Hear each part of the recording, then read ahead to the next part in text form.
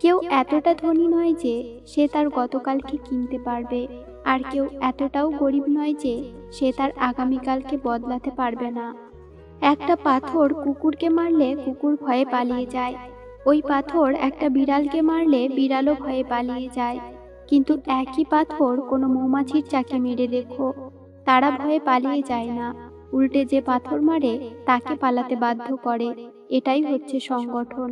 তাই বারবার বলি, সবাই সংগঠনে থাকো। এক অতীব সুন্দরী মহিলা প্লেনে উঠে তার সিট খুঁজতে ব্যস্ত হয়ে পড়লেন। সিট পাওয়ার পর তিনি দেখলেন পাশের যাত্রীর দুটো হাতই নেই। তার ভ্রু কুঁচকে গেল। তিনি আসনে বসতেই ইতস্তত করতে লাগলেন। এয়ার হোস্টেস সাহায্যের জন্য এগিয়ে এলে ওই সুন্দরী মহিলা বললেন, দেখুন, এমন সহযাত্রীর পাশে বসে আমি যেতে চাই না। আমার সিটটা যদি পাল্টে দেন তাহলে খুব ভালো হয়। অত্যন্ত ভদ্রভাবে বিমান সেবিকা তার সিট অপছন্দের কারণ জানতে চাইলে শ্রীময়ী বললেন, দেখুন, এমন লোকদের আমি দেখতে পারি না। এতটা উড়ানে এমন সহযাত্রীর সাথে আমার অস্বস্তি হবে। আপনি আমার সিটটা পাল্টে দিন, ব্যাস, আর কোনো কথা শুনতে চাই না। এমন সুন্দরী মহিলা আপাত ভদ্র বলেই মনে হয়। তার এমন অযৌক্তিক আবদারে এয়ার হোস্টেস থতমত খেয়ে গেলেও বিনীতভাবেই জবাব দিল, ম্যাডাম, এই উড়ানে কোনো সিটই খালি নেই, তবু আমরা চেক করে জানাচ্ছি।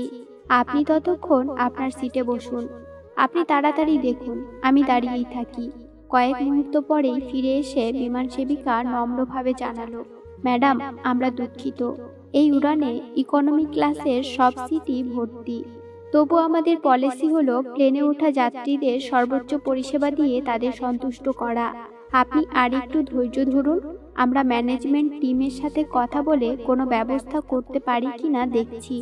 একটু পরেই বিমান সেবিকা ফিরে এসে একটু উঁচু স্বরেই বলতে লাগলো, ম্যাডাম, একটাই ফার্স্ট ক্লাস সিট খালি আছে, আর আমাদের কোম্পানি একটা ঐতিহাসিক সিদ্ধান্ত নিয়েছে।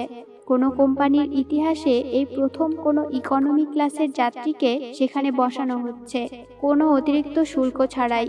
মহিলা গদগদভাবে তার হাত ব্যাগ নিয়ে পা বাড়ানোর সাথে সাথেই বিমান সেবিকা হাতবিহীন যাত্রীর দিকে নম্রভাবে নমস্কার জানিয়ে বললেন, স্যার, আমাদের ম্যানেজমেন্ট আপনাকে ম্যানারলেস মহিলা যাত্রীর অভাবিত আচরণের হাত থেকে রেহাই দিতে ফার্স্ট ক্লাসে যেতে অনুরোধ করছে। চারিদিকে হাততালির ঝড় উঠল। লজ্জায় লাল হয়ে সুন্দরী যাত্রী তার সিটে মুখ লুকালো। হাত কাটা যাত্রী উঠে দাঁড়িয়ে বললেন, আমি একজন এক্স আর্মি অফিসার। কাশ্মীরে এক টেরোরিস্ট অপারেশনে বাস যাত্রীদের বাঁচাতে দুটো হাত পুড়ে যায় বোমায়।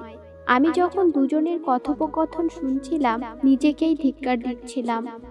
এদের বাঁচানোর জন্য আমি জীবন বাজি রেখেছিলাম, আর এখন তোমাদের কাজ দেখে মনে হচ্ছে আমি দেশের জন্য কিছু করতে পেরেছি।